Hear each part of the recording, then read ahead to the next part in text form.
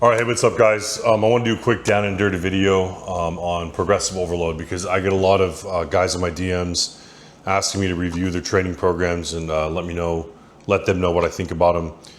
And the most common thing that I see is people have a training schedule, but they do not have a plan for how they're going to get stronger, how they're going to build muscle. So the thing that most people's programs are missing is this concept of progressive overload. So it might be something you've heard of before, but you might not fully understand what it means. Progressive overload is the driver of adaptation. So it's how you build strength, build muscle, build endurance, etc. If you think about your body as a machine that adapts to stresses, okay? So, if you work outside with your hands a lot, or you do a lot of pull-ups or deadlifts, you grow calluses on your hands. Okay, that's an adaptation to a stress. Training is no different, okay? So you expose your body to a stress, i.e. the weights, and your body adapts by building muscle or building strength or whatever you're asking it to do. Building, cardiovascular endurance the more you do running, for instance, okay? But your body's only going to adapt to the stresses that you ask it to adapt to, and it cannot adapt in a new way to a stress that it's already adapted to, okay? So if you can already bench press 225, going in the gym and bench pressing 225 isn't gonna make your body bench press more. You have to ask your body to do more, all right? So that's what progressive overload is. It's progressively overloading something, some factor, to make your body create a new adaptation. Programs without progressive overload suck. Most programs that I see that are downloadable online or programs that guys make up on their own, they're a training schedule and they offer very little guidance on how to achieve progressive overload. So progressive overload must occur for gains to happen. Must occur for gains to happen. You will not make progress unless you ask your body to make progress.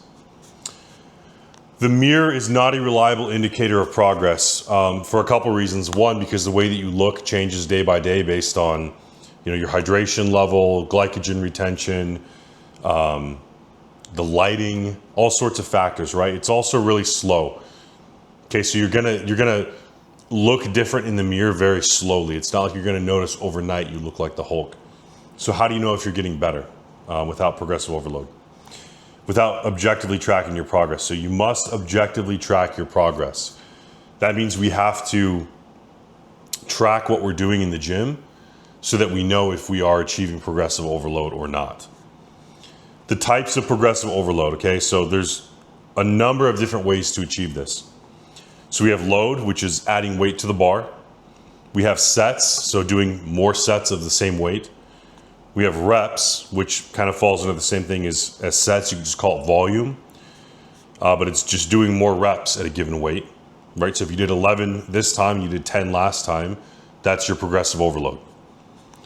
Rest, so maybe we shorten the rest period. So maybe we keep the weights and the reps the same, but we shorten the rest time between sets so we can achieve progressive overload by getting the same amount of work done in a shorter period of time.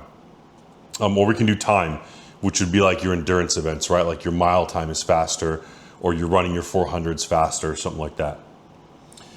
Okay, tracking it. So we have to track our progress because you will forget. And the way that we do it is by the logbook, or with my clients, there's an app that we use. So I track my clients' progress and I make sure that they're achieving progressive overload. And I decide what type of progressive overload we're gonna use, given a number of different factors about the athlete. But you have to track what you're doing. So if you're not writing down what you're doing in the gym, you will forget. There's no way you're gonna remember every single set of every single rep and every single weight that you do of every exercise every time you go to the gym. Not to mention sometimes progressive overload isn't happening week to week. It might happen over the course of a couple weeks. So you need to track what you're doing. You need to write it down. Okay, so when to use what? So when to use what type of progressive overload? That's gonna depend on the athlete's goals, who they are, their experience, what results they've gotten in the past, what we did previously. Sometimes we just need to switch the type of progressive overload we're doing.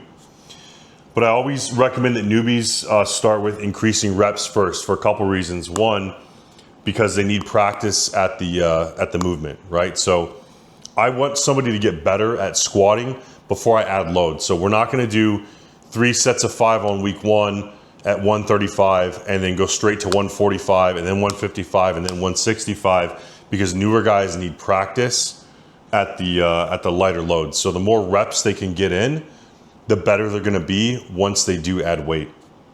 A lot of times this is important for experienced athletes too, because as you get stronger, your rate of progress is going to slow.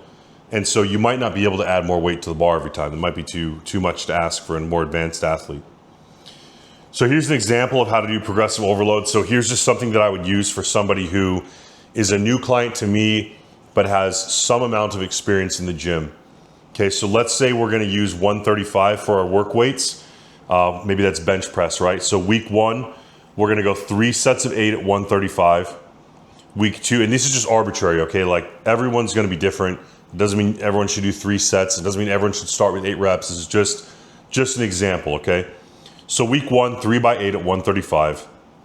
Week 2, we're just gonna add 1 rep, 3 sets of 9. Week 3, we're gonna add 1 rep, 3 sets of 10. Week 4 is gonna be a deload week. We're gonna go 3 sets of 10 at 100 pounds, which is approximately 75% of the work weight, which is what I like to do for deloads. The deloads are important for keeping you fresh, but also you gotta realize you're still getting 30 reps of practice in at a weight that is still forcing you to move the weight correctly. All right, so that's very important. You're actually gonna get stronger from that. There's entire programs built around most of the workouts being deloads. Okay, so then week 5, maybe we'll increase the weight 5 pounds. We're gonna go back to 3 sets of 8, but we're gonna go up to 140 pounds. Week 6, 3 sets of 9 at 140. Week 7, 3 sets of 10 at 140. And then finally, week 8, we'll do another deload, 3 sets of 10 at 105. And we can continue this progression so long as the athlete is achieving these reps. If we get to the point where they're no longer able to achieve what I'm asking them to do, let's say week 7, they can't get that 10th rep at 140 on any of those 3 sets, then we have to go back to the drawing board and figure out why. Is it their lifestyle? Are they not sleeping enough? Are they not eating enough? How long are they resting between sets? How stressed out are they? How's their hydration? We're gonna look at all those factors before we change the training strategy, okay? And maybe it's an assistance exercise they need. Maybe it's something, but we always look at those lifestyle factors before we decide to change the training program. That should be the last resort. Not that it's bad to change the program when necessary, but if all those other things aren't in place, changing the program is not gonna fix your problem. All right, so that's progressive overload in a nutshell. You have to have progressive overload in your program to make progress.